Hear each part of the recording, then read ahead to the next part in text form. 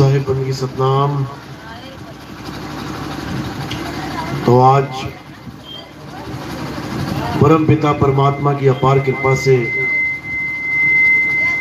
बंदी छोड़ की अपार दया से जौनपुर में आज ये दूसरा सत्संग हो रहा है। बड़े भाग होते हैं इन जीवों के जो अपने पूरे जीवन काल में इस मूल ज्ञान को थोड़ा सा भी सुन पाते हैं, और उससे भी बड़े भाग होते हैं उन जीवों के जो इस मूल ज्ञान को थोड़ा सा भी समझ पाते हैं। अगर मालिक की कृपा ना हो, बंदी छोड़ की दया ना हो, तो सारी उम्र सुनने के बाद भी ये मूल ज्ञान किसी के समझ में नहीं आता। ये ज्ञान ही ऐसा है। बड़े बड़े ऋषि मुनि, बड़े बड़े पीर पैगंबर, बड़े बड़े औलिया ये इस मूल ज्ञान को नहीं समझ सकते। जिस पर कृपा हो मालिक की, केवल वही इसको समझ सकते हैं। तो साहिब ने वाणी में भी समझाया कि लाखन में कोई समझ न पई है और कोटि मध्य जानेंगे, कहे कबीर सुनो भाई साधो, हमें बिरले हंस पहचानेंगे। यानी लाखों लोगों को अगर सत्संग सुनाया जाए तो उनके समझ में ही नहीं पड़ेगी बात चल के आ रही है। करोड़ों को सत्संग सुनाया जाए तो कहते हैं बिरले कोई 150, 100, 200 बंदा जागेगा, उसको समझ में आएगा कि बात बिल्कुल सही चल रही है, बात बिल्कुल मजबूत है। लेकिन सबके बस की बात नहीं कि इस ज्ञान को समझ पाए। तो आज इसी मूल ज्ञान को अच्छे से समझाया जाएगा, क्योंकि जन्मों जन्म से ये जीव बेचारा परमात्मा को पाने के लिए दर दर भटक रहा है। कभी मंदिर, कभी मस्जिद, कभी गुरुद्वारे, कभी चर्च, कभी इस गुरु के पास, कभी उस गुरु के पास, भटकता ही भटकता बेचारा जन्मों जन्म बीत गए, आज तक इसको मुक्ति नहीं मिली। ये सबूत है कि किसी को मुक्ति नहीं मिली, सब यहीं बैठे हुए हैं और जन्मों जन्मों से भक्ति कर रहे हैं। सतयुग बीत गया, त्रेता बीत गया, द्वापर बीत गया, कलयुग आ गया। ऐसा कोई युग नहीं बीता जब हमने नाम नहीं जपे, हमने पाठ नहीं किया, हमने हवन नहीं किया, हमने यज्ञ नहीं किए, हमने परिक्रमाएं नहीं करी, सब कुछ कर डाला, लेकिन फिर भी यहां बैठे के बैठे रह गए। वो सब कुछ करना निष्फल हो गया क्योंकि मुक्ति नहीं मिली। और अगर वही सब दोबारा किया तो फिर से ये सब निष्फल हो जाएगा। तो इस बार क्या करना है, इस कलयुग में क्या करना है? 3 युग तो गए, बर्बाद हो गए हमारे। अब चौथा युग जो बचा है इसको संभाल लेना है। ये कलयुग में क्या करना है इसको अच्छे से समझना है। कहते भी हैं कलयुग में एक नाम आधारा और सिमर सिमर नर उतरो पारा। तो कौन सा नाम है जो कलयुग में पार करेगा, उसको समझना पड़ेगा।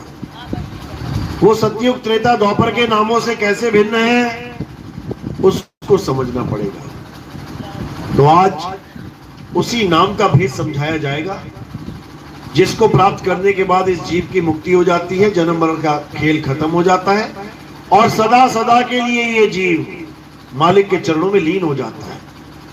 तो आज का सत्संग शुरू करने से पहले परम पिता परमात्मा के नाम पे जयकारा लगाएंगे और फिर सत्संग शुरू करेंगे। बोलिए परम पिता परमात्मा की, सदगुरु बंदी छोड़ कबीर साहेब की, सदगुरु मदनपति साहेब की, दीवान जौहर पति साहेब की, सदगुरु राम सेवक साहेब की, सदगुरु वैरागपति साहेब की, कलीनापुर धाम की, सभी हंसों की, पंडाल में आए सभी भक्तों की, इनके माता पिता गुरुदेव की, इनके बाल गोपाल की, इस गांव नगर बस्ती की, आज के आनंद की, सकल हंस को बंदगी साहेब बंदगी सतनाम।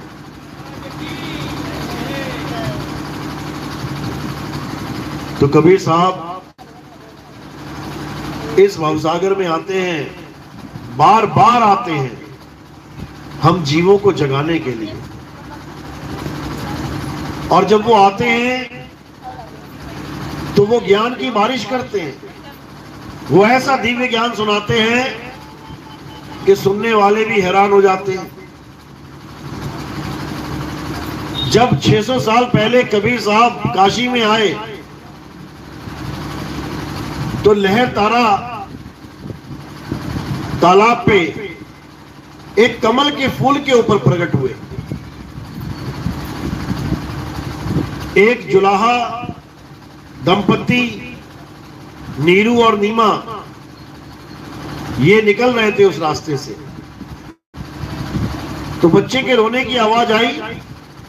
तो जब वहां जाके देखा तो कबीर साहब कमल के फूल के ऊपर टिके हुए थे। उनका कोई अपना बच्चा नहीं था, उन्होंने उठा के गले से लगा लिया। सोचा परमात्मा ने, अल्लाह ने हम निसंतान को ये संतान दी है, अब इसका भरण पोषण करेंगे। उठा के ले आते हैं घर में। कहते हैं 7 दिन तक कबीर साहब कुछ खाते पीते ही नहीं है। मां दुखी परेशान कि ऐसा कैसा बच्चा मिल गया, कुछ खाता ही नहीं है, ये तो मर जाएगा एक दिन।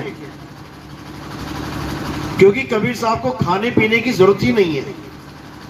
कबीर साहब एक ऐसे संत है जो खाते पीते ही नहीं है। कहते गगन मंडल से उतरे साहिब सत्य कबीर, जलज माही पौड़न किए, दोनों दीन के पिए। कहते हैं अन्न आहार करते नहीं वाको नाम कबीर, जो खाना नहीं खाते, भोजन नहीं करते, वो है कबीर साहब। खाएं भी तो किसे खाएं? दाने दाने में जीव है, हर दाने में जीव विराजमान है। जीवों को खाना है क्या? ये खाने पीने का खेल हम लोगों की बीमारी है। कबीर साहब को ये बीमारी नहीं लगी है, समझो। तो कबीर साहब जब यहां पे आते हैं ज्ञान समझाने के लिए, तो यहां उनका कोई गुरु नहीं होता है। वो हमें सीधे डायरेक्ट परमात्मा की बात बताने के लिए आते हैं और बताते भी हैं। 5 साल की उम्र में कबीर साहब ने सत्संग करना शुरू कर दिया। लोग हैरान परेशान हो गए कि ये कौन सा ज्ञान है भाई, ये कहां से मिल गया इसको? ये पत्थर की पूजा छुड़वा रहा है, ये मस्जिद जाना छुड़वा रहा है, ये सब कुछ छुड़वा रहा है। ये कौन सा ज्ञान मिल गया इसको, कहां से मिल गया? लोग उससे उनके गुरु का नाम पूछने लग जाते हैं। कौन है तेरा गुरु? किससे ज्ञान प्राप्त किया है? तो कहते हैं कबीर साहब कुछ बोल नहीं पाते थे उस वक्त जब बात गुरु की आती थी, क्योंकि उन्होंने कोई गुरु धारण ही नहीं किया। बोले तो बोले क्या? लेकिन ज्ञान भी देना है, तो क्या करते हैं वो गुरु धारण करते हैं। कैसे करते हैं? उसी जगह एक बहुत बड़े ब्राह्मण रामानंद जी उपस्थित होते हैं और उनके कई चेले होते हैं। उस वक्त सबसे बड़े गुरुजी वही हैं। तो कबीर साहब ये निर्णय लेते हैं कि इन्हीं को गुरु धारण किया जाए, क्योंकि जब गुरु बनाना ही है तो बड़ा वाला बनाओ। लेकिन जब उससे दीक्षा लेने जाते हैं तो कहते हैं कि 7 पर्दे लगा दिए जाते हैं वहां पे। कोई कहता है गुरुजी कबीर आए मिलने आपको, अरे वो जुलाहा, अरे वो नीच जाति का, 7 पर्दे लगा देते हैं। दीक्षा तो क्या देंगे? कबीर साहब समझ जाते हैं कि ऐसे दीक्षा नहीं मिलने वाली भाई, यहां तो कुछ और इंतजाम करना पड़ेगा। तो क्या करते हैं, सुबह 4 बजे जो गुरु गंगा स्नान के लिए जाते हैं पंचगंगा घाट पे, कबीर साहब वहीं पे बालक बन के, 6 महीने का बालक बन के लेट जाते हैं। और जैसे ही गुरुजी सीढ़ी से उतर रहे होते हैं, उनका पैर कबीर साहब के सिर पे लगता है, उस बच्चे के सिर पे लगता है। अब जब बच्चे के सिर पे लगता है तो वो उस बच्चे को उठा के गले से लगाते हैं। बच्चा रोता है तो कहते हैं बच्चा रो मत, राम राम बोल। बस यहीं पे दीक्षा मिल जाती है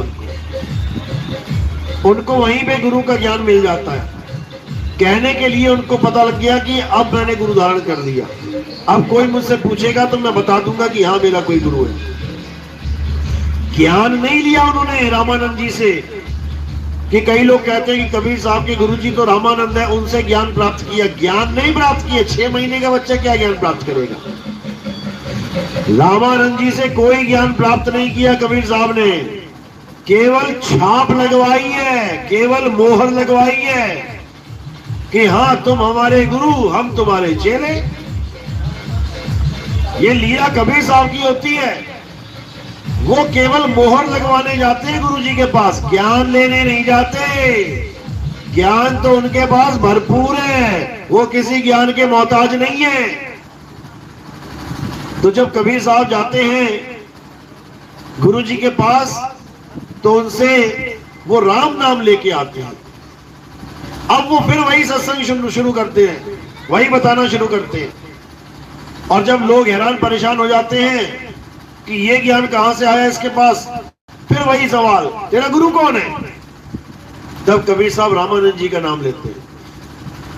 जैसे ही रामानंद जी का नाम लेते हैं तो पूरे शहर में हल्ला मच जाता है कि गुरु जी ने कैसे एक नीच जात वाले को दीक्षा दे ली, ये तो दर्शन तक नहीं करते उसके।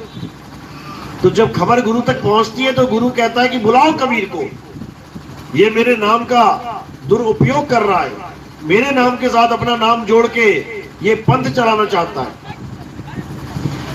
तो जब गुरुजी, कबीर साहब गुरुजी के पास जाते हैं तब गुरुजी का पूजा का समय हो रहा होता है।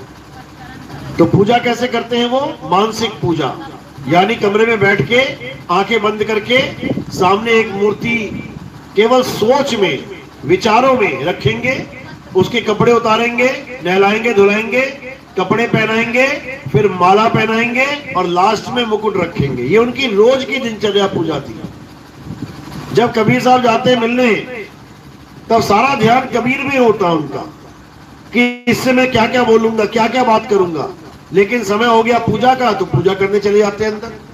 अब वही मानसिक पूजा, आंखें बंद करी, मूर्ति सामने आई, उसके कपड़े खोले, नहलाया धुलाया, कपड़े पहनाए, मुकुट पहनाया और मुकुट पहनाने के बाद कहते हैं ओ हो, आज तक ऐसा कभी नहीं हुआ कि बिना माला पहनाए मैंने मुकुट पहना दिया हो। ये तो पूजा खंड हो गई। माला पहना ही नहीं, मुकुट पहना दिया, माला पहनाने के लिए मुकुट उतारना पड़ेगा, पूजा खंडित हो जाएगी। आज तक नहीं हुई, आज कैसे हो गई?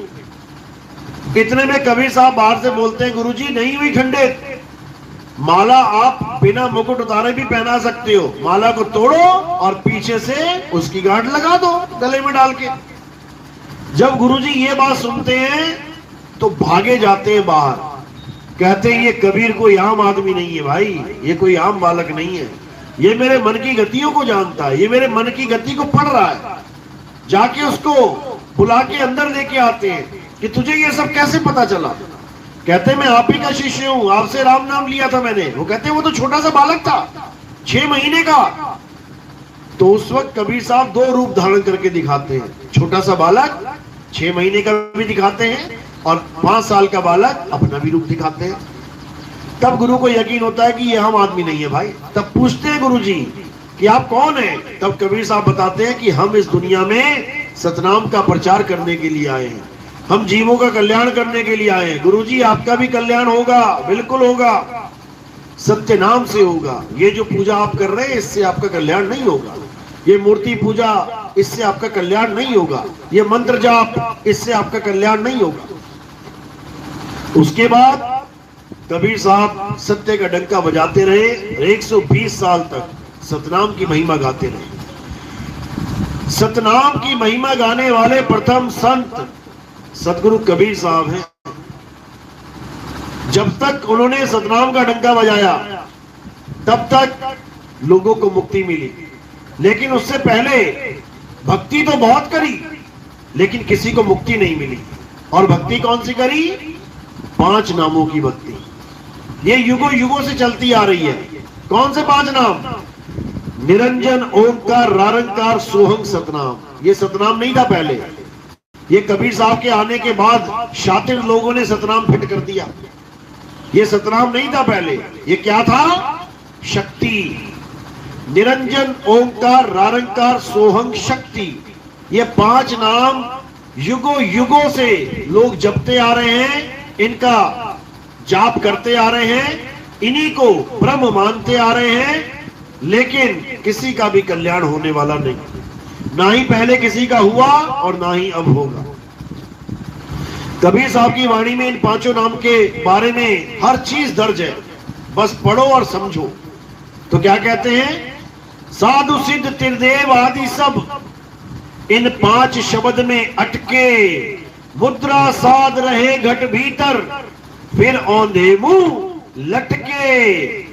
यानी साधु सिद्ध त्रिदेव, बड़े बड़े ऋषि मुनि पीर पैगंबर, बड़े बड़े क्या करते रहे? इन्हीं 5 शब्दों को जपते रहे, मुद्रा साध रहे घट भीतर, इस काया के अंदर परमात्मा को ढूंढते रहे। कोई त्रिकुटी में ध्यान लगा के बैठ गया, कोई नाक पे ध्यान लगा के बैठ गया, कोई कंठ में ध्यान लगा के बैठ गया, कोई हृदय में ध्यान लगा के बैठ गया, कोई नाभि में ध्यान लगा के बैठ गया, कोई स्वाद चक्र में ध्यान लगा के बैठ गया, कोई मूल चक्र में ध्यान लगा के बैठ गया। ये सारे के सारे बर्बाद हो गए। इसलिए साहब ने बोला 5 नाम की करते भक्ति, उनकी कभू ना होवे मुक्ति। इनकी कभी मुक्ति नहीं हो सकती, ये ऐसे ही जन्मते और मरते रहेंगे। लेकिन जब कबीर साहब ने इस शब्द के द्वारा 5 नामों का खंडन किया और सतनाम का डंका बजाया, तो कुछ शातिर लोगों ने शक्ति हटा के सतनाम फिट कर दिया। अब क्या नाम बन गया? निरंजन, ओंकार, रारंकार, सोहंग, शक्ति। शक्ति की जगह सतनाम। इतना बड़ा घोटाला, इतनी बड़ी शातिर चाल इन जीवों के साथ खेली गई सतनाम का नाम जपवा के, जबकि सतनाम कोई जाप है ही नहीं। सतनाम का मतलब होता है सच्चा नाम। सतनाम कोई जपने का मंत्र नहीं है कि तुम जपो सतनाम सतनाम सतनाम। सतनाम का मतलब है सच्चा नाम। तुम लाख बार जप लो सच्चा नाम सच्चा नाम सच्चा नाम सच्चा। अरे वो सच्चा नाम है क्या, वो बता। जैसे कोई फल लेने जाए मार्केट में और क्या बोले, भैया मीठा फल दे दो, भैया मीठा फल दे दो। अरे भाई साहब मीठा फल, वो कहेगा अरे मीठा फल ये बता कौन सा। मीठा फल करके उस फल के बारे में नहीं जाना जा सकता जो मीठा है, उसका नाम क्या है वो बता। इसी प्रकार सतनाम सतनाम सतनाम जप के किसी की मुक्ति नहीं होने वाली। वो सतनाम है क्या, वो सच्चा नाम है कौन सा वो बता, उसका सिमरन करना है। सतनाम सतनाम का सिमरन नहीं करना है। तो कबीर साहब ने सतनाम के बारे में जो खुलासा किया वो अच्छे से समझना है।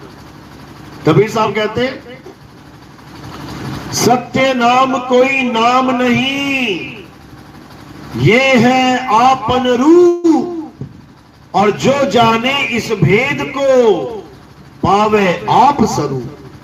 सतनाम कोई नाम नहीं है कि तुम्हें तोते की तरह रटवा दिया सतनाम सतनाम सतनाम। सत्य नाम तुम्हारा स्वरूप है, तुम्हारा सत्य स्वरूप है, उसको सतनाम कहते हैं। जो अजन्मा है, नित्य है, शाश्वत है, पुरातन है, जो सत्य सनातन है, उसको कहते हैं सतनाम। लेकिन अज्ञानियों ने यह भेद नहीं समझा और 5 नाम जप के इस दुनिया से चले गए। उनकी कभी मुक्ति नहीं हो सकती। ये 5 नाम क्या हैं, किसके हैं, ये तक नहीं जान पाया जीव। सत्संग में सबको बताया जाता है परमात्मा एक है। अगर परमात्मा एक है तो ये 5 नाम क्यों दे दिए भाई? फिर तो एक ही नाम दे देते परमात्मा का।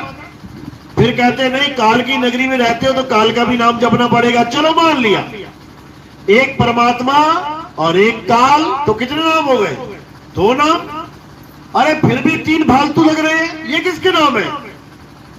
किसी को नहीं समझ में आ रहा है। कह रहे धनी के नाम है। अरे धनी तो 2 है, एक 3 लोक का धनी, एक परलोक का धनी। ये बाकी धनी कहां से आ गए? ये बिल्कुल झूठा ज्ञान है। निरंजन उसी काल का नाम है, ओंकार उसी काल का नाम है, निरंकार उसी काल का नाम है, सोहंग उसी काल का नाम है, शक्ति उसी काल का नाम है। इसमें से परमात्मा का एक भी नाम नहीं है, क्योंकि परमात्मा का कोई नाम है ही नहीं। ये तो हमने रख दिया परमात्मा, असल में परमात्मा का कोई नाम नहीं है, वो अनाम है, अनाम, उसका कोई नाम नहीं है। तो साहिब कह रहे नाम अनाम अनंत रहते हैं और दूजा तत्व न कोई, और कहे कबीर सुनो भाई साधो भटक मरो मत कोई। परमात्मा का कोई नाम नहीं है। ये सारे नाम किसने बनाए हैं? इंसानों ने बनाए हैं। किसके द्वारा बनाए हैं? अक्षरों के द्वारा बनाए हैं। अक्षर कैसे बने? जीव होठ कंठ से मिलके अक्षर बने हैं। ये अक्षर कहां से निकलते हैं? इसी मुख से निकलते हैं। अक्षरों की फैक्ट्री कहां लगी है? ये लगी है, सबके पास है, सब लगे पड़े हैं सुबह से लेके शाम तक अक्षर पे अक्षर, अक्षर पे अक्षर बनाने। अभी जीव कट जाए फैक्ट्री बंद हो जाएगी, कोई अक्षर नहीं निकलेगा उसमें से, बस एक ही नाम निकलेगा, उसी में जीवन बीत जाएगा। तो ये सारे अक्षर कहां से निकल रहे हैं? इसी जीव से। इसी को साहिब ने बोला 52 अक्षर जीव आधारा, और आदि अक्षर जीभ्या से न्यारा, वाही को सत सिमरण कहिए, और सिमर सिमर नर उतरो पारा। जप जप के उतरो पारा नहीं, जप जप के तो 84 में जाता है जीव। भगवान के नाम जपने वाला कहां जाता है? जप तप करने वाला कहां जाता है? कहते तपो राज राजो नरकम। तपस्या करने वाला राजा बनता है, और राजा कहां जाता है? नरक में। तो तपस्या तुम्हें कहां लेके जा रही है? नरक में। ये जप और तप तुम्हें कहां लेके जा रहा है? नरक में। समझो। तो कबीर साहब ने जप और तप का खंडन कर दिया, छोड़ दो। मुझको कहां ढूंढे रे बंदे, मैं तो तेरे पास में, नाम है जप में, नाम है तप में, और ना एकांत निवास में। खोजी होए तुरंत मिल जाऊं एक पल की तलाश में। और कहे कबीर सुनो भाई साधो मैं तो हूं विश्वास में। यानी ये जब तब छोड़ दो, ये 5 नाम 7 नाम 10 नाम 50 नाम 100 नाम हटाओ इसको। साहिब कह रहे कोटि नाम संसार में इनसे मुक्ति ना होए, और गुप्त नाम सतपुरुष का बूझे बिरला कोई। वो असली नाम बूझना पड़ता है, जपना नहीं पड़ता। वो नाम तुम्हारे पास पहले से है, उसको बूझो। बूझा किसको जाता है? पहेली को। कहते हैं पहेली बूझ के दिखाओ। अखबार में कटिंग आती थी ना, बूझो तो जाने, उसमें पहेलियां लिखी होती थी, बूझते रहो बैठे बैठे। इसी प्रकार नाम तुम्हारे पास है, उसको बूझना है। ये एक पहेली है, इस पहेली को बूझोगे तो उत्तर मिल जाएगा। तो क्या कहते हैं?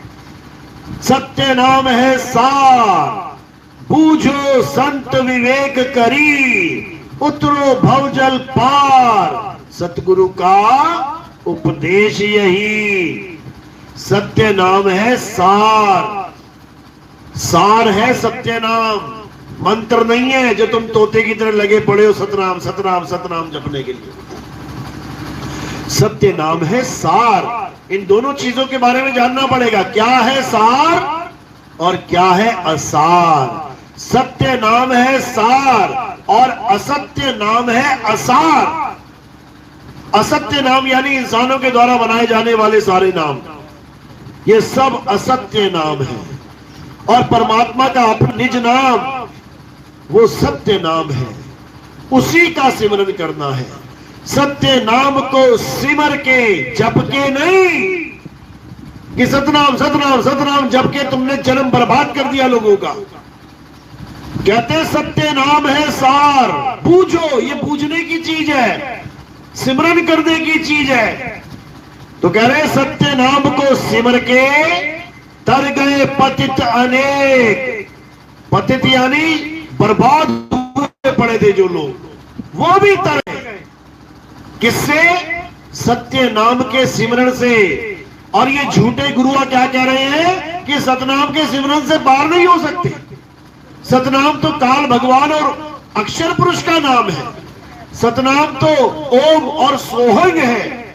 ओम और सोहंग का जाप करके पार नहीं हुआ जा सकता।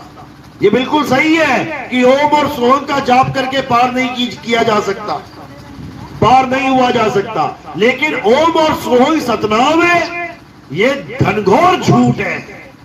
इस झूठ को दिमाग से निकालो और सत्य नाम को जानो। परमात्मा का नाम ही सतनाम है और काल भगवान का नाम असत्य नाम है। तो क्या करना है? सत्य नाम को सिमर के तर गए पतित अनेक, ते ही कारण नहीं छोड़िए एक सत्य नाम की टेक। यानी सतनाम की आस मत छोड़ देना। ये सतनाम तुम्हें कैसे पार करेगा? क्योंकि जपने में तो आता नहीं है, तो कैसे पार करेगा? ये सतनाम एक चुंबक की तरह काम करता है। ये सतनाम तुम्हें कैसे बचाएगा? जैसे चुंबक लोहे को बचाती है। धरती ने लोहे को पकड़ रखा है, अपनी तरफ खींच रही है, लोहा नीचे पड़ा हुआ है, उठ नहीं पा रहा है। इतने में चुंबक आ गई तो क्या करेगी? धरती की पकड़ को ढीला कर देगी। धरती बेचारी खींचती रह जाएगी लेकिन लोहे को पकड़ नहीं पाएगी। लोहा उड़ता हुआ चुंबक की तरफ चला जाएगा। बिल्कुल इसी तरह ये सतनाम जीवों को बचाता है। कैसे बचाता है? लोह चुंबक की प्रीत ज्यों लोह को लेत उठाए, ऐसा शब्द कबीर का इस काल से लेत छुड़ाए। ये शब्द कबीर का है। कौन सा शब्द? सार शब्द। इसी को सतनाम कहते हैं। सत्य नाम है सार, यानी सतनाम ही सार शब्द है। समझो इसको। तो कह रहे सत्य नाम गही बाची हो, मानो एतबारा अक्षर पुरुषिक पेड़ निरंजनवा की डारा। सतनाम ही सार शब्द है। तो बीजक में बिल्कुल क्लियर लिखा है, सार शब्द गही बाची हो। चाहे सतनाम कह दो चाहे सार शब्द कह दो, एक ही बात है। चाहे अबोल नाम कह लो चाहे अनाम कह लो, एक ही बात है। चाहे निअक्षर नाम कह लो चाहे निज नाम कह लो, एक ही बात है। चाहे सत्य स्वरूपी नाम कह लो चाहे परम पुरुष परमात्मा कह लो, एक ही बात है, दो नहीं है। लेकिन जीव बेचारा इसको दो मान बैठा है। सतनाम को अलग मानता है, सार नाम को अलग मानता है, सार शब्द को और अलग मानता है। ये मूर्खता का प्रमाण है जीव का। जैसे पानी, वाटर, नीर, तोय, जल, ये भले सुनने में अलग अलग लग रहे हैं आपको। पानी, जल, वाटर भले सुनने में अलग अलग लग रहे हैं, लेकिन ये सब तत्व रूप में एक ही है, एक ही है। इसी प्रकार परमात्मा, अल्लाह, वाहिगुरु, गॉड, यहोवा, परम पुरुष, निअक्षर पुरुष, अबोल पुरुष, सत्य पुरुष, अलग पुरुष, अनामी पुरुष, ये सब एक ही है, एक ही है ये। लेकिन जीव इसको समझ नहीं पाता और काल के जाल में फंस जाता है। काल का जाल क्या है? ये 52 अक्षरी जाल ही काल का जाल है। ये 52 के जंजाल में फंस गया ये संसार। सिमरन 52 का करे कैसे लागे पार। यानी 52 अक्षरों को जप जप के ये इंसान बेचारा परमात्मा से और दूर हो गया। पास तो क्या होना था, और दूर हो गया। तो अब क्या करना है? अब परमात्मा को पाने के लिए इन अक्षरों का त्याग करना है। नहीं जपना कोई भी नाम, नहीं जपना कोई भी अक्षर, नहीं जपना कोई भी शब्द। तो क्या करना है? अब आत्म ज्ञान को प्राप्त करना है, आत्मा को जानना है, क्योंकि आत्मा में ही परमात्मा का वास है। अक्षरों में वास नहीं है, इन नामों में, इन शब्दों में वास नहीं है, आत्मा में परमात्मा का वास है। इसीलिए साहिब ने समझाया, ज्यों तिल माही तेल है। तेल किसमें है? तिल के दाने में है कि तिल के नाम में है? सुबह से शाम तक नाम जपते रहो, तिल का तेल, तिल का तेल, तिल का तेल, तिल का तेल। मिल जाएगा तेल? कभी नहीं मिलेगा, क्योंकि अक्षरों में तेल थोड़ी नहीं है, तेल तिल में है। तो कहते ज्यों तिल माही तेल है और ज्यों चकमक में आग, तेरा साईं तुझ में है और जाग सके तो जाग। यानी मोह की निद्रा में, अज्ञान की निद्रा में ये जो जीव जागा, जो सोया हुआ, इसी को जगाना है, इसी जीव को जगाना है। सोया हुआ ये क्या कर रहा है? ये पूजा पाठ, हवन, यज्ञ, ये मंदिर, मस्जिद, गुरुद्वारे, चर्च, ये परिक्रमाएं, ये तीर्थ, व्रत, पता नहीं क्या क्या करता जा रहा है। और जब जाग जाता है तो ये सब छूट जाता है और केवल आत्मा में रमण करता है, जो गीता में भी समझाया गया। अध्याय 3 17वां श्लोक, हे अर्जुन, जो अपनी आत्मा में रमण करते हैं, जो अपनी आत्मा में तृप्त हैं, जो अपनी आत्मा में संतुष्ट हैं, उनके लिए कोई धार्मिक कर्म कर्तव्य लागू ही नहीं होता। उनको कुछ करने की जरूरत नहीं है। कोई पूजा नहीं, कोई पाठ नहीं, कोई हवन ही नहीं, कोई यज्ञ नहीं, कोई परिक्रमा नहीं, कोई व्रत नहीं, कोई उपवास नहीं, कुछ नहीं। बस एक काम करना है, अपनी आत्मा में रमण करना है। और कैसे करेंगे? जब हमारे जीवन में भेदी गुरु आएगा, वो बताएगा कि आत्मा में रमण कैसे करते हैं। वो जाप, अजपा और अनहद नाद में नहीं उलझाएगा, जिसके लिए कबीर साहब ने समझाया, जाप मरे, अजपा मरे, अनहद भी मर जाए और सुरत समाए शब्द में, वाको काल ना खाए। क्या है ये जाप, अजपा, अनहद? वाणियां तो सुनते आ रहे हैं, लेकिन किसी को पता ही नहीं लग रहा है आखिर चक्कर क्या है, क्या होता है जाप, क्या होता है अजपा जाप, क्या होता है अनहद नाद, क्या है ये सब? तो अच्छे से समझना है। ये 52 अक्षरी जितने भी मंत्र हैं, इसको बार बार जपने को जाप कहते हैं। जैसे कोई राम राम जपे, राम राम राम, राधे राधे राधे, अल्लाह अल्लाह, वाहिगुरु वाहिगुरु, गॉड गॉड, यहोवा यहोवा, हालेलुया हालेलुया, कुछ भी नाम जप रहा है, ये सब जाप कहलाता है। तो कबीर साहब कह रहे हैं कि जब तक तेरा शरीर जिंदा है ये जाप चलेगा, और जैसे ही तेरा शरीर मरेगा ये जाप भी मर जाएगा, खत्म। इसलिए बोला जाप मरे। अब अजपा जाप क्या है? कुछ लोग मुंह से नाम नहीं जपते, कहते नहीं नहीं नहीं, मुंह वाला नाम नहीं जपना है। तो कौन सा जपना है? सांसों वाला जपेंगे, श्वासों के साथ जपेंगे। श्वास अंदर गई, सो, श्वास बाहर छोड़ी, हंग, सो, हंग, सो, हंग। आज 90% गुरुदेव भारतवर्ष में यही नाम देते हैं। चाहे तुम शिव जी का नाम ले लो, सोहंग सोहंग देगा। तुम विष्णु जी वाले गुरु के पास चले जाओ, सोहंग सोहंग देगा। तुम कबीरपंथी गुरु के पास चले जाओ, सोहंग सोहंग देगा। तुम मलुकदास पंथी के पास चले जाओ, सोहंग सोहंग देगा। तुम घासीदास जी के पास, घीसादास जी के पंथ में चले जाओ, सोहंग सोहंग देगा। जहां चले जाओ तुम्हें सोहंग जरूर मिलेगा, जरूर मिलेगा। और इसको क्या कह के दिया जाता है कि ये अजपा जाप है। अजपा जाप यानी जपा नहीं जाएगा, ये खुदा ही हो रहा है अपने आप, श्वासों में अपने आप चल रहा है। तो साहिब कहते हैं जाप मरे, अजपा मरे। अजपा का भी खेल खत्म कर दिया साहिब ने। क्यों? क्योंकि जैसी ये काया खत्म होगी, ये सांसा भी तो खत्म हो जाएगी। क्या काया खत्म होने के बाद क्या सोहंग सोहंग चलता रहेगा? नहीं चलेगा, रुक जाएगा। तो जो रुक गया वो नाम है ही नहीं, वो सतनाम है ही नहीं। जो रुक जाए वो झूठा नाम है। तो कहते हैं जाप मरे, अजपा मरे, अनहद भी मर जाए। यानी कानों में उंगलियां डाल के 5 धुनों को सुनाने वाले जितने गुरु बैठे हैं, ये सब अनहद को परमात्मा बताते हैं। उन्हीं शब्द को परमात्मा बताते हैं जो कान बंद करके सुनाई देते हैं। कभी घंटे की आवाज आएगी, कभी बादलों की गर्जना आने लग जाएगी, कभी बांसुरी बजेगी, कभी वीणा बजने लग जाएगी, कभी कुछ बजने लग जाएगा, कभी कुछ। इसी में उलझ गए, इन्हीं पांचों नामों में उलझ गए, इन्हीं पांचों शब्दों में उलझ गए, इन्हीं पांचों धुनों में उलझ गए। तो कबीर साहब ने इसका भी खंडन कर दिया। जाप मरे अजपा मरे अनहद भी मर जाए, जैसे काया खत्म होगी ये पांचों तत्वों की पांचों धुनें भी खत्म हो जाएंगी। ये अनहद बाजा क्या है?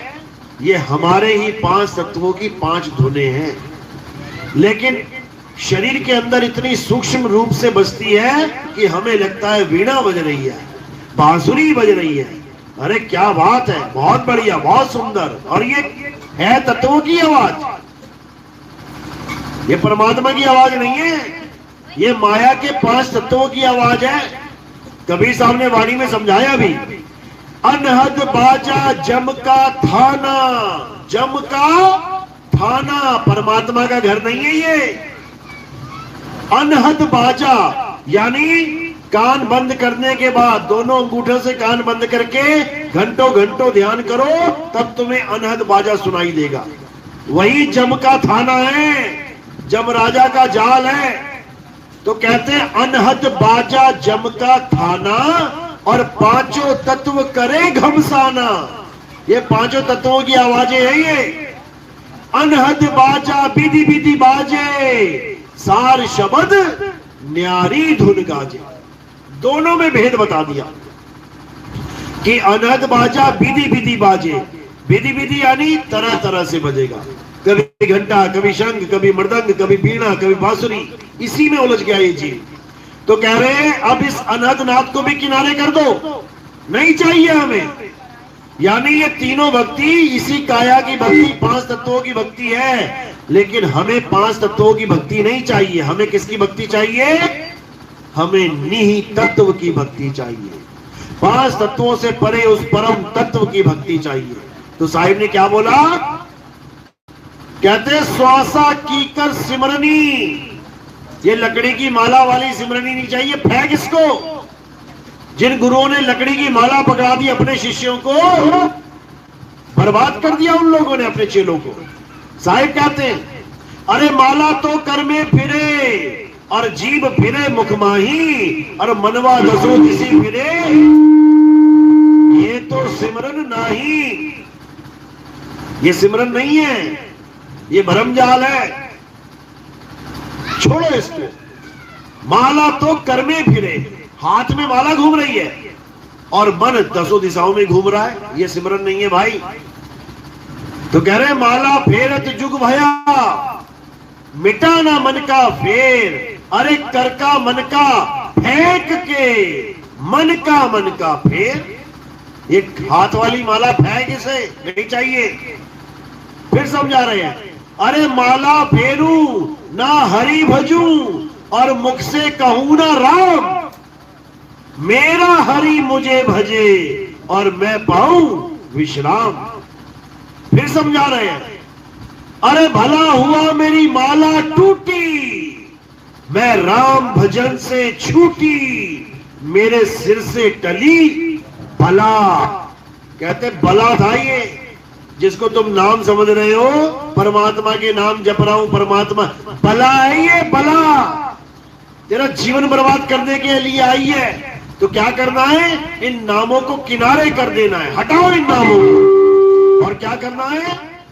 उस परम तत्व को प्राप्त करना है जो पहले से तुम्हारे पास है। उसको जपने की जरूरत नहीं है, उसको जपने की जरूरत नहीं है। अगर परमात्मा जपने से मिलता होता तो एक नाम ही जप लेते, परमात्मा परमात्मा परमात्मा परमात्मा परमात्मा। इससे आसान क्या था? 5 नाम जपोगे, 10 नाम जपोगे, 20 नाम जप, बर्बाद कर दिए इन गुरुआ लोगों ने। तो कबीर साहब यही समझा रहे हैं कि जब लग मिले नहीं शब्द वो साचा, तब लग गुरु करो 10 पांचा।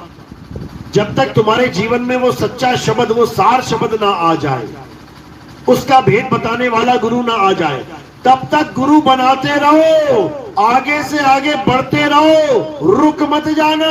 दत्तात्रेय ने 24 गुरु बनाए थे और तुम कहते हो एक गुरु बदल लोगे तो नरक में चले जाओगे। क्यों चले जाओगे?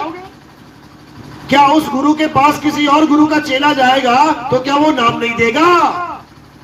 वो कभी नहीं बोलेगा उस चेले को, अरे तू अपना गुरु छोड़ के आया है, गुरु को छोड़ने वाला नरक में जाता है। उसको तो कहेंगे आजा आजा तुझे नाम दे दूं। और अपना चेला छोड़ के कहीं चला जाए तो देखो कैसे जुलाब लग जाते हैं इनको। फिर देखो इनकी हालत कैसी हो जाती है। ये सब माया के ढोर है, ये माया के, इनको केवल और केवल माया ही चाहिए। ज्यादा चेले यानी ज्यादा माया। एक भी चेला छोड़ के जाता है तो इनको पैसा कम लगने लग जाता है, बंदगी कम आएगी। लेकिन ऐसा बिल्कुल नहीं होना चाहिए। हर जीव स्वतंत्र है अपनी मुक्ति, अपनी भक्ति के लिए, अपना गुरु चुनने के लिए, अपना मार्ग चुनने के लिए हर जीव स्वतंत्र है। कोई भी गुरु ये बंधन ना लगाए किसी भी जीव पे कि मेरे पास आ गया तो अब कहीं नहीं जाएगा। क्यों नहीं जाएगा? तेरे पास भी तो कहीं से आया है, तू भी दरवाजे बंद कर ले दूसरे लोगों के आने के, तो अपने लोगों के जाने के दरवाजे क्यों बंद कर रहा है? कबीर साहब ने इसका घोर खंडन किया। साहिब कहते हैं सबका हु का लीजिए, साचा शब्द निहार और पक्षपात मत कीजिए, कहे कबीर विचार। कहते हैं सबका ज्ञान सुनो। कोई हिंदू बाबा ज्ञान सुना रहा है, सुन ले भाई, तेरा क्या जा रहा है, ज्ञान सुनने में तो अच्छी बात है, क्या पता अच्छी बात मिल जाए। कोई मुस्लिम बाबा सत्संग फरमा रहा है तो सुन ले, क्या पता तेरे भले की बात निकल जाए उसमें से। कोई सिख बाबा सत्संग फरमा रहा है, सुन ले, उसमें क्या जाता है भाई। कोई ईसाई परमात्मा को पाने की बात कर रहा है तो सुन ले, क्या पता वो परमात्मा तेरा भी परमात्मा वही हो, ऐसे नहीं तो वैसे मिल जाए। तो सुनना सबका चाहिए। सबका हु का लीजिए, साचा शब्द निहार। सुनना सबको चाहिए, लेकिन सच्चे शब्द की परख भी करनी चाहिए कि जो बाबा सत्संग कर रहा है, सार शब्द कर रहा है, उसके बाद सार शब्द है भी कि केवल बोल रहा है। एक आदमी आया गली में मटका लेके, घी ले लो घी ले लो घी ले लो। जब लोग गए उससे घी लेने, बाबा घी दे दो, और मटका खाली है, तो क्या मिलेगा? कुछ नहीं मिलने वाला। इसी प्रकार जो सतगुरु होता है वो अपना अनुभव ज्ञान बोलता है, वो किसी की कही सुनी नहीं बोलता। सतगुरु का सत्संग सारे जहान से न्यारा होता है, क्योंकि सारे जहान में सुनी सुनाई बातें चल रही होती हैं, लेकिन सतगुरु आके ऐसा ज्ञान खोल देता है कि सबको लगता है कि इससे नया कोई ज्ञान है ही नहीं। इसीलिए सतगुरु ने अपना नाम क्या रखा है? नौतम सुरत। नौतम सुरत ये कबीर साहब का मूल नाम है। जो इस संसार में ज्ञान देने के लिए आते हैं उनका असली रूप है ये नौतम सुरत। सुरत तो हम भी हैं, आप भी सुरत हो, हम भी सुरत हैं, लेकिन हम अज्ञानी सुरत हैं। और नौतम सुरत ज्ञानी सुरत को कहते हैं। वो सबसे नई सुरत है, बाकी सब आ चुकी है यहाँ पे, बाकी सब यहाँ पे अपने डेरे बना चुकी है। देखो डेरे बने हुए, देखो मकान बने हुए, किसने बनाए? इसी सुरत रूपी जीव ने बनाए हैं। अपने अपने मकान बना के बैठी हुई है, छूट नहीं रहा।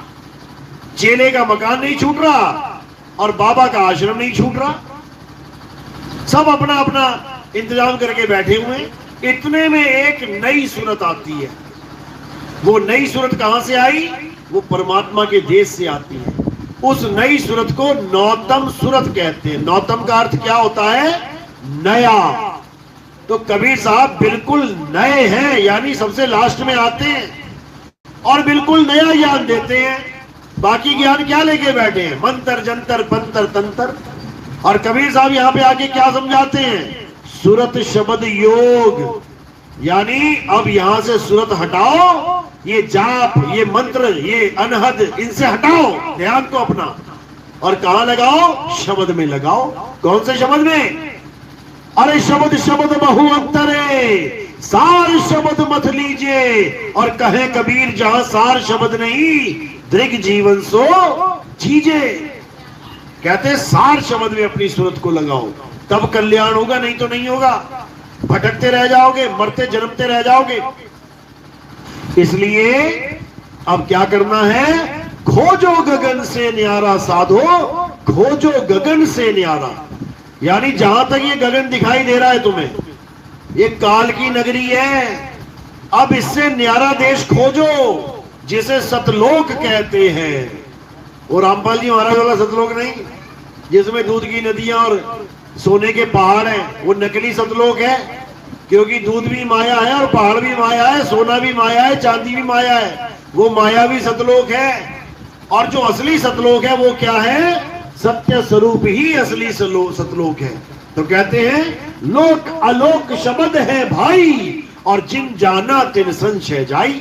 जो असली लोक है वो शब्द है, उसी शब्द में हमने वास करना है। कैसे करेंगे? सूरत के रूप में। सूरत उस शब्द में वास करेगी, शब्द ही हमारा असली घर हो जाएगा। जैसे अभी काया हमारा घर बना बैठा है, ये काया है, ये काया भी है, यानी इंसान भी है और स्थान भी है। स्थान किसका है? जीवात्मा का स्थान है। ये कहां बैठी है जीवात्मा? अभी इसी काया में बैठी है। तो काया क्या हो गई? स्थान। अभी काया स्थान है, और जब काया छूटेगी तब कौन से स्थान पे जाना है? तब शब्द में समाना है। तो काया छूटेगी यानी तीन लोग छूटेगा, और शब्द में समाएंगे यानी चौथे लोक में प्रवेश हो जाएगा। इसी को बोला है सुरत समाए शब्द में, और वह को काल न खाए, जाप मरे अजपा मरे, अनहद भी मर जाए। तो इसी को समझना है। किसी के साथ कोई वैर विरोध नहीं है कि ये जी हमारे गुरु जी के ज्ञान को जीरो कर रहा है। वो जीरो ही है। मैं तो बस बता रहा हूं कि वो जीरो है। इसका मतलब ये नहीं कि तुम्हारी मुक्ति नहीं होगी। तुम आगे का ज्ञान पकड़ो, तुम्हारी मुक्ति होगी। जीरो को पकड़ के हीरो नहीं बन सकता कोई भी। जीरो को छोड़ना पड़ेगा। तो कैसे छोड़ेंगे? जाप छोड़ दो, अजपा जाप छोड़ दो, अनहद नाद छोड़ दो, और सार शब्द से सूरत को जोड़ लो, तुम्हारा काम बन जाएगा। बिल्कुल आसान। लेकिन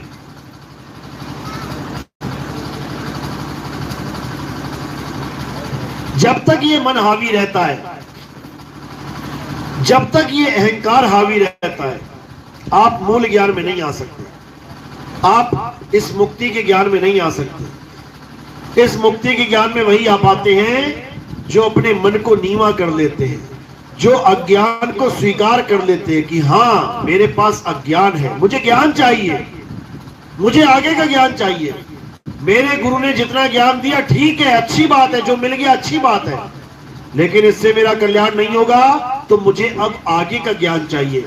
यानी पक्षपात रहित होकर सच्चे ज्ञान को अपनाना इस पंथ में आना कहलाता है। इस पंथ में वही आते हैं जो मालिक के विवेकी हंस होते हैं, जो शरीरों को गुरु नहीं मानते, जो देह में नहीं अटकते, जो ज्ञान को समझते हैं, ज्ञान को गुरु मानते हैं, और ज्ञान आधार से आगे बढ़ते चले जाते हैं। कई लोग कहते हैं, हमारे गुरुजी कहते हैं कि मरते वक्त मैं दिखाई दूंगा, मैं लेने आऊंगा। बताओ, अरे सारी उम्र जो गुरु कहता रहा कि परमात्मा तेरे पास है, परमात्मा तेरे पास है, वो गुरु अंत समय में तुम्हें लेके कहीं जाने की बात कर रहा है। बताओ, जो परमात्मा मेरे पास है, माना ये परमात्मा है और मेरे पास है। अब गुरु अंत समय में आ रहा है और मुझे लेके जा रहा है, तो जा कहां रहा है? परमात्मा तो यही रह गया मेरे पास, और गुरु कहां लेके जा रहा है? ये सब अज्ञानता है, ये सब शातिर चाल है इस काल भगवान की। कोई गुरु किसी को लेने नहीं आता। ये कौन लेने आता है? ये यमराज लेने आता है। रूप बदल बदल के आता है। जिसके ऊपर तुम्हारी ज्यादा श्रद्धा टिकी है, ये उसी का रूप बना के आ जाता है। अगर कोई राधा स्वामी का चेला है तो उसको लास्ट समय राधा स्वामी दिखाई देगा। कोई रामपाल का चेला है तो मरते समय उसे रामपाल ही दिखाई देगा। कोई निरंकार का चेला है तो निरंकारी बाबा ही उसको दिखाई देगा। कोई किसी का भी चेला है, उसी का गुरु उसको दिखाई देगा। ये कौन दिखा रहा है? ये काल भगवान दिखा रहा है लीला अपनी। रानी इंदुमती को भी दिखाई दी इसने अपनी लीला। कबीर साहब का रूप धारण करके आ गया उसके सामने, कहता है चल बेटी तुझे लेने आया हूं। लेकिन कबीर साहब ने उस रानी इंदुमती को सारा भेद समझा रखा था कि बेटी मैं शरीर नहीं हूं, अगर कोई भी मेरा शरीर धारण करके मेरा रूप बना के आएगा समझ जाना वो काल है, क्योंकि मैं शरीर हूं ही नहीं, मैं विदेह हूं, मैं आत्म तत्व हूं, मैं परम तत्व हूं, मैं शरीर नहीं हूं। रानी इंदुमती समझ गई। तो जब काल भगवान आया तो रानी इंदुमती खुश नहीं हो गई कि कबीर साहब आ गए, क्योंकि कबीर साहब का रूप धारण करके आया था वो। रानी इंदुमती ने लताड़ा उसको, उसका अपमान किया। तब कहते हैं वो झापड़ मार के भाग गया। तो ये काल की लीला है भाई, जो अपने अपने गुरु का इंतजार कर रहे हैं ना कि मेरा गुरु लेने आएगा। तुम्हें मूर्ख बना दिया उस काल भगवान ने। उसके इतने रूप है कि तुम सोच भी नहीं सकते। वो किसी भी रूप को धारण कर सकता है। जब अर्जुन के सामने विश्व रूप दिखाया उस काल भगवान ने, तो इतने शक्लें दिखा दी, अर्जुन भी बेचारा हैरान हो गया, किसको क्या बोलूं मैं। अनंत आंखें, अनंत भुजाएं, अनंत चेहरे, अनंत जांघें, अनंत पेट कंधे, अनंत। तो उसको समझो, ये काया माया से बाहर निकलो और आत्म तत्व को जानो। मेरी बात समझ में आ रही है कि वैसी जा रही है हवा में? किस किस के समझ में आ रही है? हाथ खड़ा करो। बहुत अच्छी बात है। जिसने हाथ खड़ा नहीं किया समझ तो उसके भी आ रही है, लेकिन शर्मा शर्मी बेचारा हाथ नहीं खड़ा कर रहा। कोई बात नहीं, बीज पड़ चुका है। अब परमात्मा की दया होगी तो ये अंकुरित होगा और एक दिन ये बड़ा पेड़ बनेगा। बोलिए परम पिता परमात्मा की, सदगुरु बंदी छोड़ कबीर साहिब की, सभी संतों की, सभी भक्तों की, आज के आनंद की, सकल हंस को बंदगी, साहिब बंदगी सतनाम। अब आरती का समय है। हाँ, कुछ पूछना है? पूछो। सवाल पूछ रहे हैं कि जपना क्या है। 1 घंटा हो गया रामलीला करते करते कि नहीं जपना, नहीं जपना, नहीं जपना, और पूछ रहे हैं कि जपना क्या है। कुछ नहीं जपना। करना क्या है? ये क्या है? पानी है ना। अब प्यास लगी तो क्या करना है? जपना है कि पीना है? बस, तो पीना है। वो प्यास पीने से बुझेगी, जपने से नहीं। राम आपके पास है लेकिन आपको पता नहीं है, इसलिए आप जप रहे हो राम राम राम। अरे जो पास में है उसके साथ कनेक्शन जोड़ो। क्या गा रहे हो? तुझ में राम, मुझ में राम, सब में राम समाया। सब में राम है लेकिन जानते नहीं। तो जब रामनवमी आती है तो क्या करते हैं? अब तेरा वाला राम, मेरा वाला राम गया। अब कहां राम मिल गया? अब पत्थर में राम मिल गया। सारे भाग्य पत्थर की पूजा करने। अरे तेरा और मेरा वाला राम जगा लो, वही असली राम है। आत्म राम ही असली राम है। कुछ नहीं जपना है, जो जपते हो उसको भी छोड़ देना है।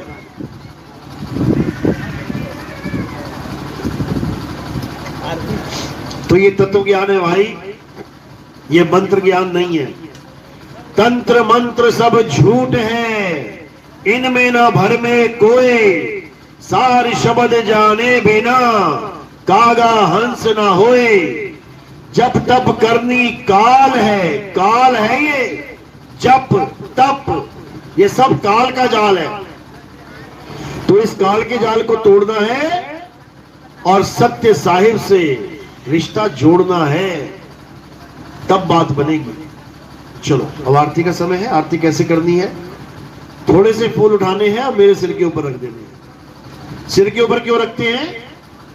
क्योंकि पैर के अंगूठे से लेके सिर की चोटी तक ये क्या दिखाई दे रहा है? नाशवान शरीर। हमारे यहां आरती नाशवान शरीर की नहीं होती है। हमारे यहां आरती अविनाशी आत्मा की होती है। इस शरीर को किसी ने संभाला हुआ है, तभी तो बैठा हुआ है। अगर वो इसको छोड़ दे तो ये पत्ते की तरह गिर पड़ेगा। तो आरती किसकी करनी है? आरती इस पत्ते की तरह गिरने वाले शरीर की नहीं करनी है। आरती उसकी करनी है जिसने इसको संभाला हुआ है, जिसने इसको पकड़ा हुआ है, और उसको क्या कहते हैं? आत्मा। तो संत कौन है? संत ये शरीर नहीं होते हैं, शरीर तो संतों ने धारण कर रखा है। संत आत्मा होते हैं। संत हमारी आत्मा, हम संतन के जीव और संतन हम में रम रहे, जीव माखन में घी। तो संत आत्मदेव होते हैं। आत्मा की आरती होगी, किसी काया की आरती नहीं होगी। यहाँ काया माया की आरती निषेध है हमारे पंथ में। तो आरती करते हुए सिर पे फूल रखने हैं आपने। और सेवा में कोई, प्रचार में कोई योगदान करना चाहेगा तो केवल और केवल चरणों में रखना है। उस सेवा से हम क्या करते हैं, हमारा टीवी में प्रचार आता है, साधना टीवी, ईश्वर टीवी, इन दोनों चैनल्स पे आता है। तो ये सेवा हम जीवों को जगाने के लिए, प्रचार प्रसार के लिए टीवी में प्रसारण करवाते हैं। सेवा से हम सत्संग, उससे क्या होता है, जीवों की जागृति होती है। जीव समझ पाते हैं कि आखिर सत्य क्या है और उनको उनके जीने का उद्देश्य मिल जाता है, मुक्ति का मार्ग मिल जाता है। तो जैसे बताया जा रहा है वैसे ही करना है। अब आरती चलेगी, सबने खड़े हो जाना है और आरती करके आगे जो प्रसाद है उसको ग्रहण करना है।